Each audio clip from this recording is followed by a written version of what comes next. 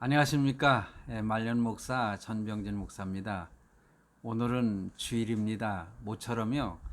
오늘은 제가 제 후배가 목회하고 있는 저 횡성에 있는 선한 목자 교회에 가서 모처럼 예배를 드리고 왔습니다. 그곳에서 또 가까운 지인 그 목사님들과 함께 또 티타임을 갖고 또 즐거운 대화를 나누는 그런 시간을 갖고 돌아왔습니다. 그 가면서 오면서 산하를 볼 때 너무나 싱그럽고 아름다웠습니다. 사실 오늘 만난 분들은 코로나19하고는 아무런 상관이 없는 참 그런 분들이라서 서로가 마음 편하게 만나서 즐거운 대화를 나누고 이렇게 돌아오게 됐습니다. 돌아와서 바로 이렇게 또 유튜브를 그 영상을 찍으려고 이 앞에 섰습니다. 왜냐하면은 오늘 주일인데 오늘 말씀을 올려야 또 글쎄요, 저를 기다리시는 분들이 없지 않아 있을 수도 있지 않습니까?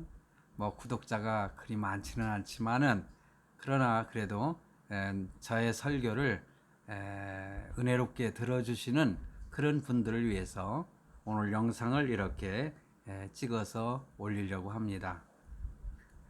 할 수만 있으면은 구독자들도 많이 늘어나서 많은 분들이 제 설교를 들을 수만 있다면은 더 보람된 마음을 가지고 영상을 찍을 수가 있을 것입니다. 여러분들께서 협력을 해주시면 대단히 감사하겠습니다. 오늘은 또 말씀을 길게 하지 않고 편안하게 들을 수 있는 그런 말씀을 준비했습니다. 뭐 사도행전을 제가 강해 설교하고 있는데 오늘도 강해 설교하는 시간으로 갖겠습니다. 그래서 사도행전 강해 35번째 시간인데요. 사도행전 13장 13절 말씀을 중심해서 요한 마가의 실패와 회복이다라는 제목으로 함께 말씀을 나누겠습니다. 제가 13절을 읽겠습니다. 바울과 및 동행하는 사람들이 바보에서 배 타고 밤빌리아에 있는 버가에 이르니 요한은 그들에게서 떠나 예루살렘으로 돌아가고, 이 버가에 이르러 가지고 요한 마가가 제1차 선교 여행을 함께 그 바울과 또 바나바와 함께 하다가 예루살렘으로 중도에 돌아가는 일이 일어났습니다. 그래서 이 말씀을 통해서 제가 요한 마가의 실패와 회복이라는 제목으로 여러분들에게 말씀을 전하고자 합니다. 요한 마가라고 되어 있는데 요한은 유대식 이름입니다. 그리고 마가는요 로마식 이름이거든요.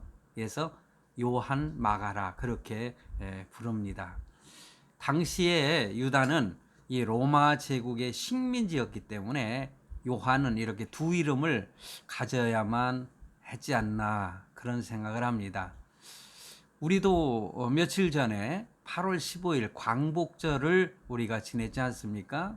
참 8월 15일 광복절 즐거운 날 광화문 광장에서 많은 인파가 모여서 뭐 이렇게 시위 아닌 시위를 하고 참 이 나라 민족을 바로 세우겠다는 애국 시민들이 열심히 참 외치는 그런 사건들이 있었습니다. 그 내용이야 오늘 말씀 속에서 다루지 않겠습니다. 왜냐하면 우리나라가 일본 식민지 시절을 겪어야 했던 그런 상황과 당시의 유대민족과 비슷한 상황이었지 않냐. 그래서 요한 마가 유대식 이름과 뭐 로마식 이름을 함께 가지고 활동하는 그러한 모습을 발견하게 됩니다.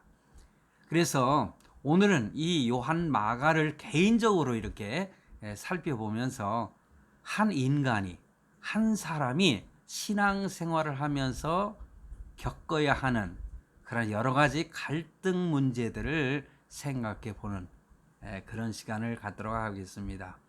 여러분들도 편안한 마음으로 이 말씀을 들어보시기를 바랍니다.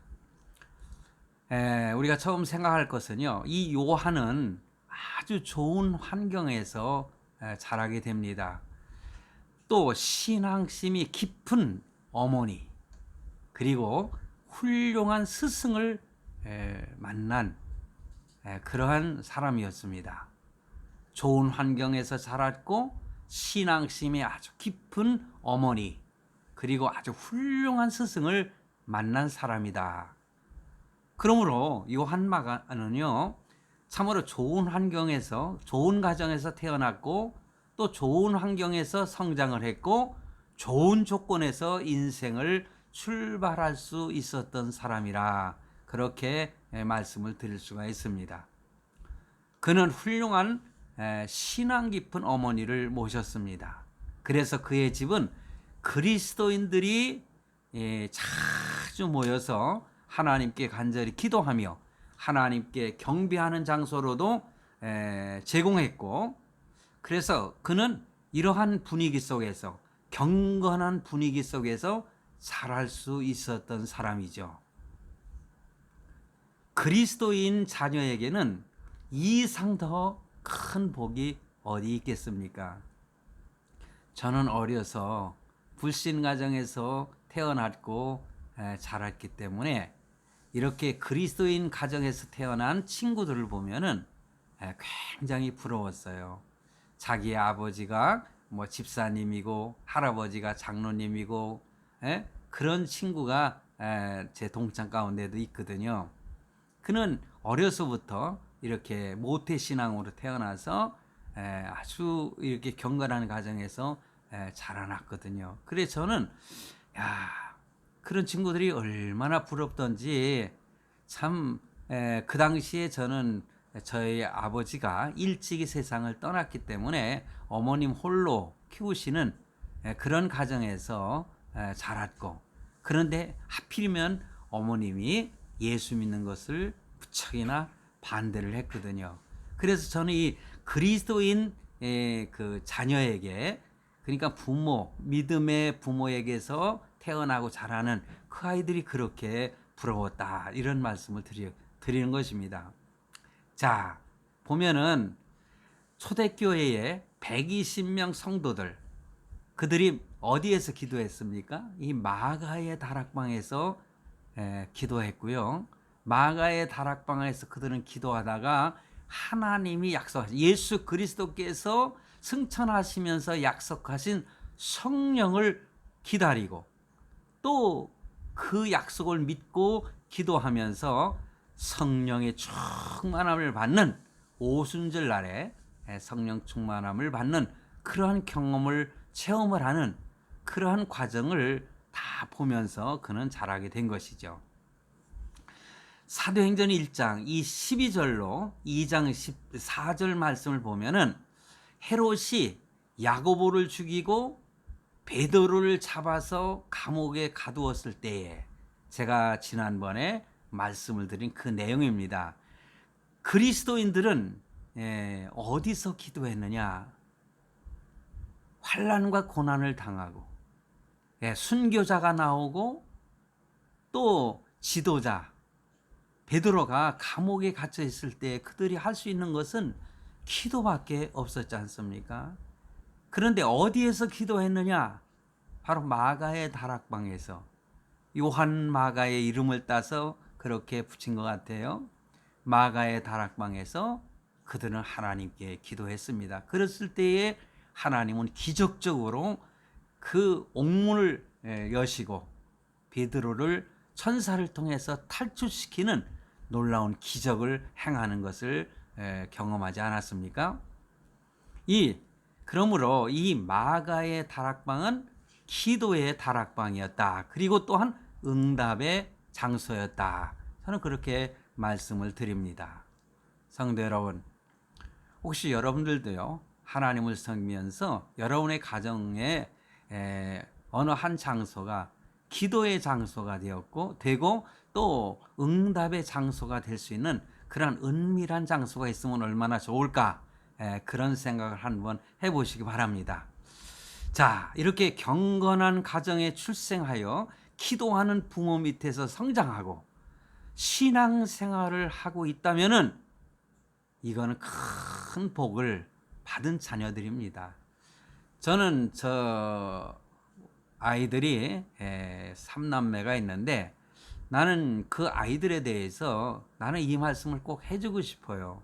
너네들은 정말 행복한 줄 알아야 된다. 지금 어떠한 상황이 있을지라도 내가 어려서, 아버지가 어려서 참 그런 부모 밑에서 태어난 친구들을 크게 부러워했던 것처럼 너네들은 그렇게 부러워할 필요가 없지 않냐. 너네들은 정말, 그것도 목회자 가정에 태어났다고 하는 것은 이 놀라운 큰 축복이 아닐 수 없다. 저는 이런 얘기를 전에 한번 해줬던 것으로 기억합니다만은 그네들이 그것을 지금도 기억하고 살고 있는지 모르겠어요. 만약 그렇지 않다면은 이 영상을 보고 새로운 마음으로 다짐하고 기쁜 마음으로 감사하는 마음으로 신앙생활을 한다면은 하나님의 더 큰 은혜를 받는 그러한 삶이 될 것으로 생각을 합니다. 참으로 하나님께 큰 선물을 받은 사람들이죠. 하나님께 감사해야 될 것입니다. 바로 이 요한마가의 집은 이와 같이 참 제자들의 기도처였고 훌륭한 신앙의 스승들을 만날 수 있는 그런 장소였다고 하는 것을 생각하면은 정말 요한마가는 참 부러움의 대상이 아닐 수가 없죠. 그뿐만이 아니라 그에게는 기회도 주어진 것입니다.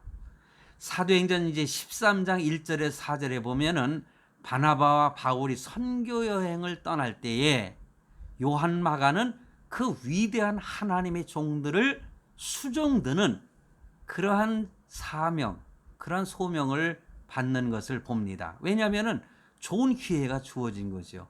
같이 선교 여행을 떠날 수 있다고 하는 것은 놀라운 축복이잖아요.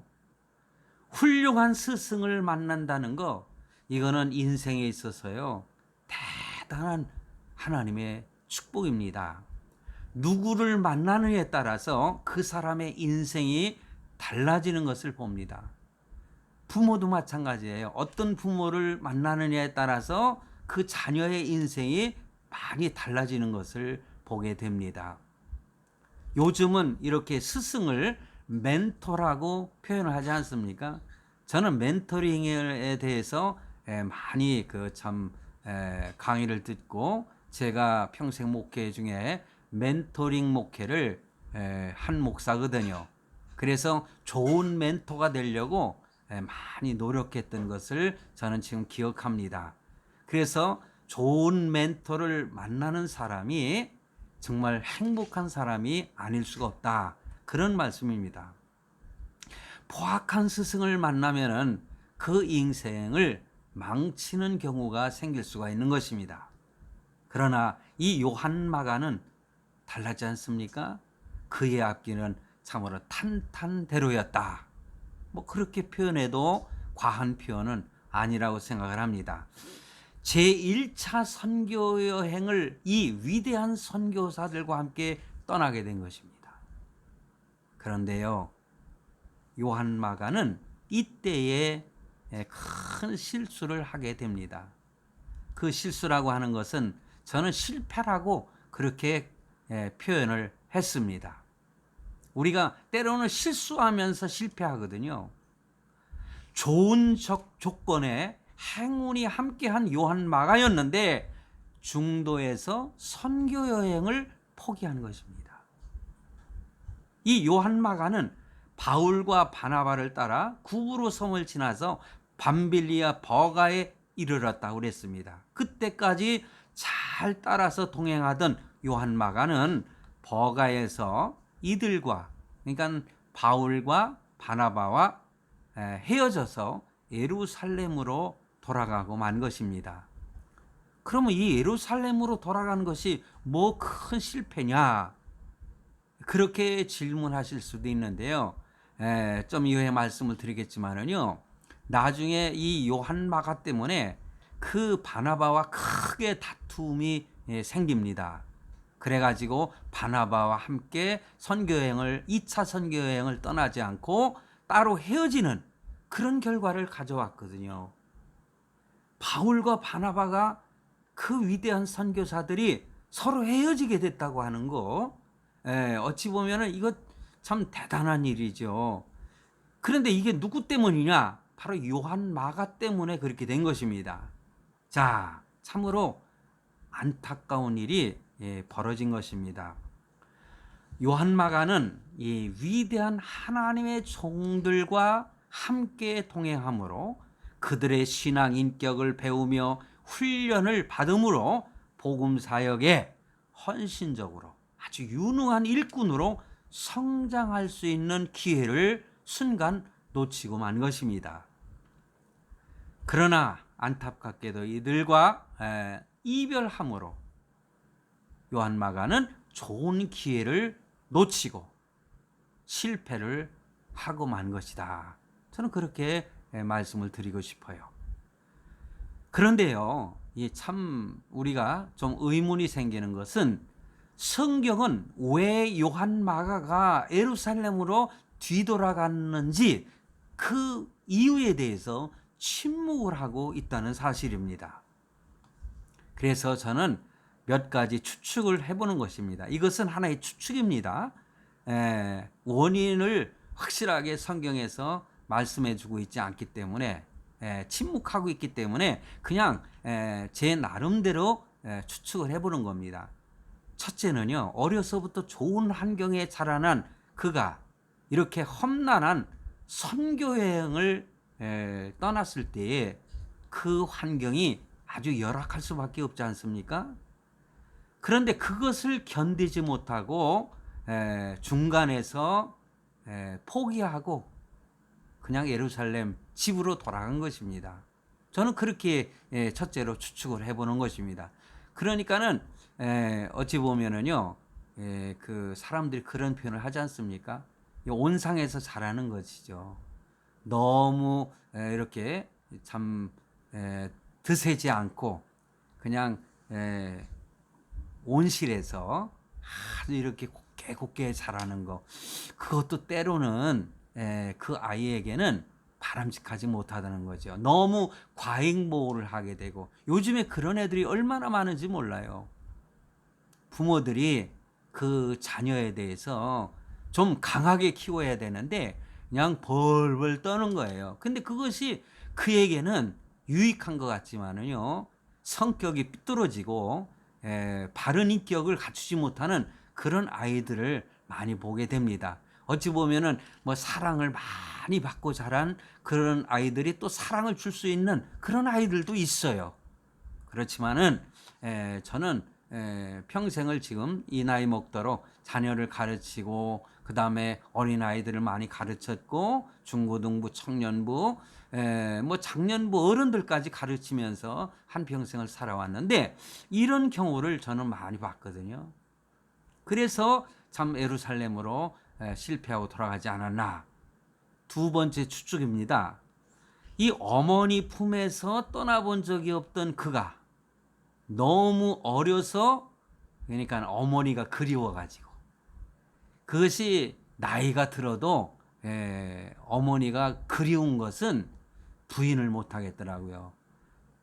제가 인도에 선교여행이 아니죠. 그건 선교하러 갔을 때에 어느 한순간 그때 어머니가 세상을 떠났었기 때문에 어느 한순간 참 그 외로운, 그러니까 저 혼자서 인도에서 선교 훈련을 받고 이렇게 하다 보니까는 참 밤에는 외롭지요. 그러다 보니까 어느 한 순간에 뭐 처자식이 그립기도 하지만은 어머니가 떠오르는 거예요. 그러면서 참 가슴 아프게 통곡했던 그 기억을 지금도 기억하고 있습니다. 그래요. 어머니 하면 벌써 마음이 뭉클해지지 않습니까? 그러다 보니까는 그 어머니가 그리워서 향수병에 빠져가지고 예루살렘으로 돌아가지 않았나, 이런 추측도 제가 한번 해보는 겁니다. 그리고 세 번째는요. 자, 셋째로는 요것도 제가 지나친 추측인지는 모르지만은 요한마가는 바나바의 조카였습니다. 골로새서 4장 10절에 보면은 바로 이 요한마가는 바나바의 조카라는 것이 드러납니다. 그런데 바울은 바나바에 의해서 예루살렘에 오게 되지요. 사도행전 19장 27절에 보면은 또 안디옥으로도 11장 26절에 보면은 오게 됩니다. 그러니까는 바나바와 바울의 관계는 어찌 보면은 바나바가 그 멘토의 입장에 서 있는 거 아닌가, 그렇지 않습니까?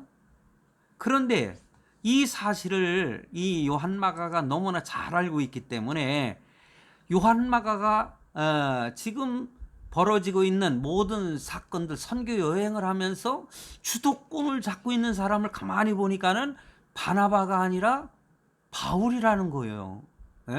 바울이 다 이러저러 하면서 참 주관을 하는 그런 모습을 보면서 시기 질투가 생기고 좀 마음이 언짢았는지, 이건 제가 추측이니까 여러분들은 그냥 상상으로만 생각해 보시기 바랍니다. 결과만 여러분들께서 아시면 되니까요. 하여튼 우리가 생각하여 유추해 볼 수 있는 그런 여러 가지가 있었지만은 관광여행도 고생길인데, 저도 참 예전에 1년에 한 번 정도는 외국 여행을 많이 다녔습니다. 그런데요, 뭐 3박 4일 정도 다녀와도요, 아주 피곤하고 지치거든요. 여행인데도 그렇습니다. 그런데 선교 여행은 그건 말이 아니죠. 말로 표현할 수 없는 아주 어렵고 고통스러운 여정임을 우리는 부인할 수가 없습니다. 그렇습니다. 그러나 그렇게 어떤 결과에 의해서 그가 예루살렘으로 갔는지는 모르지만은 그 결과는 아주 무서운 결과였다고 하는 사실이에요. 그래서 사도행전 15장에 제가 서두에 좀 표현을 했죠. 제2차 선교 여행을 떠날 때 바울과 바나바가 이렇게 갈라서게 되는 그런 원인이 되고 말았다. 그런 요인이 됐다는 것이죠. 바울은 바나바의 요청을 단호히 거절합니다. 무슨 거절이냐면 바나바를 함께 데리고 가자는 거예요. 그런데 바울은 절대 안 된다는 겁니다. 1차 여행 때 그는 중간에서 포기하고 돌아가 버렸다는 거죠. 그러다 보니까 선교 여행을 함께 떠났던 사람들이 마음에 상처가 되지 않았겠습니까? 더 선교가 더 어려워질 수 있는 그러한 분위기를 만든 요인이 될 수 있었던 거 아니겠어요? 그러다 보니까는 바울은 절대로 안 된다. 꼭 좀 바나바의 무슨 예를 들어서 조카라서가 아니라 그런 요인으로 거절했던 것 같아요. 그러면서 신라와 함께 떠납니다. 그러나 바나바는 그 조카 요한마가를 데리고 서로 이렇게 헤어져서 서로 다르게 여행을 떠나게 된 것입니다. 성도 여러분, 이 사건 이후에 사도행전 15장 16절 이후에 보면은요, 바나바의 행적은 성경상에서 사라져버리고 말았어요.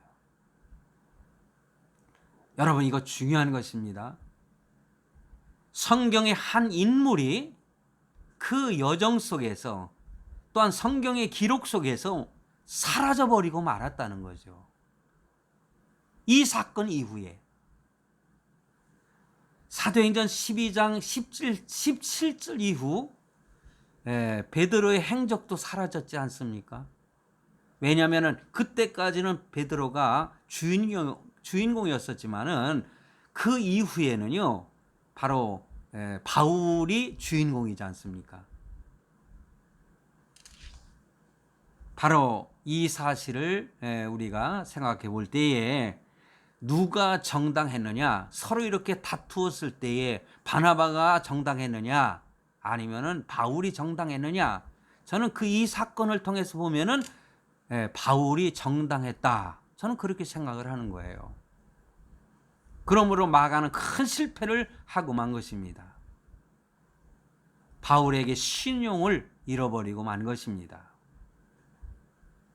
자, 근데 성경을 쭉 그 바울의 서신서도 읽어보고 쭉 그 사도행전도 마지막 장까지 읽어보면은 요한 마가는 큰 실수와 실패를 했었지만은 회복하는 장면이 나타나고 있어요.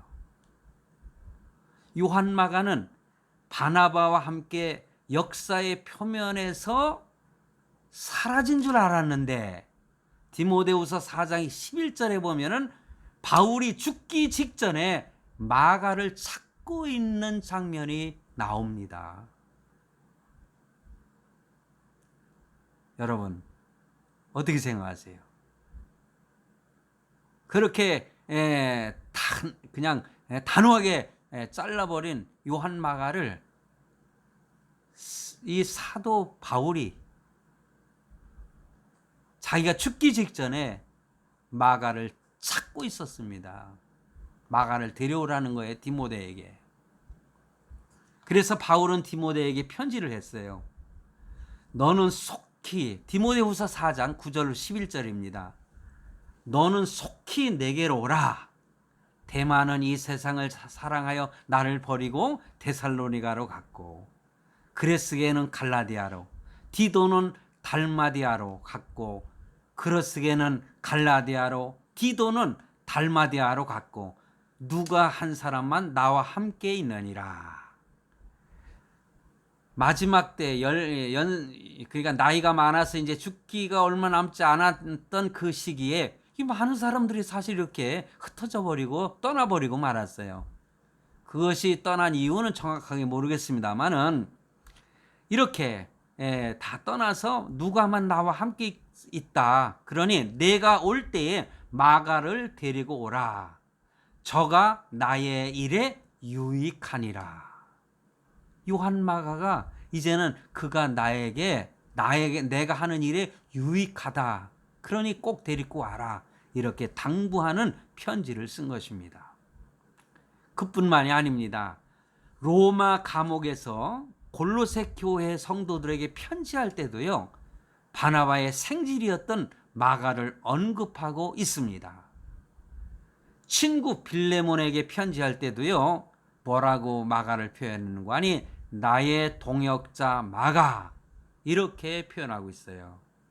나의 동역자라고 표현하고 있습니다. 바울이. 자, 바울에게 처음에는 이탈자였던 마가가 이제는 매우 유익한 사람이 된 것입니다. 여러분, 인간은요, 실패할 때도 있고 성공할 때도 있는 것입니다. 이렇게 실패와 성공을 거듭하며 인생을 사는 거 아니겠습니까? 또한 처음부터 실패만 하는 사람도 없습니다. 우리가 알아야 할 것은요, 처음 성공했어도 나중에 실패하면은요, 영원한 실패자가 되는 것입니다. 처음에는 또 실패했어도 나중에 성공하면은 영원한 성공자가 된다는 사실을 우리는 알아야 됩니다. 우리는 최후의 승리자가, 성공자가 되어야 되는 것입니다. 요한 마가는 최후의 성공자가 된 사람이에요. 그는 마가복음을 기록하지 않았습니까? 위대하지요. 기독교 역사상 빛나는 업적을 남겼죠. 마가복음이요. 처음에는 그가 실수를 했지만은 그는 실수를 회복하기 위해서 얼마나 노력했을까를 상상할 수 있지 않습니까? 사람은 성공했을 때보다 실패했을 때 조심해야 되는 것입니다. 제가 등산을 많이는 다니지 않았지만은 제가 몇 년 전에 그 한 주간 동안에 그 백두산이라네. 어디야? 그 한라산 백록담을 4번을 올라갔습니다. 그때 이제 어떤 단체에서 그런 그 훈련이 있었는데, 그런데 그 등산을 해보니까는요, 오를 때는요 참 힘이 들지만은 별로 위험하지는 않았어요. 그러나 하산할 때는 힘은 오를 때만큼 들지 않지만은 매우 위험하기 짝이 없는 그런 경험을 했습니다. 내려올 때. 뭐 추락하는 뭐는 날개가 없다 그런 말도 있지 않습니까? 인생의 여정도 그렇습니다. 어찌 보면은 한순간에 무너질 수도 있는 거예요. 2차 여행 때에 바울에게 거절당한 마가는 뼈에 사무쳤을 것입니다. 그는 노력했을 것입니다. 성경에 그의 이름이 나타나기까지는 15년에서 20년 정도 걸렸습니다. 그가 성경에 다시 그 이름이 등장할 때까지 20년 가까이 걸렸다는 거죠. 20년이 적은 세월이 아니죠. 베드로도 한때는 크게 실패한 경험이 있습니다. 또 요나도 마찬가지 아닙니까? 그러나 하나님은 누구나 자신의 실수와 잘못을 깨닫고 진실한 마음으로 회개하고 돌아오는 자는 우리 하나님은 용서하시고 그를 도와주시고 또 새롭게 하시고 그를 성공자로 세워주시는 것입니다. 믿습니까? 성도 여러분, 혹시 지금 실패한 자리에 머물러 있습니까? 다시 일어서시기 바랍니다.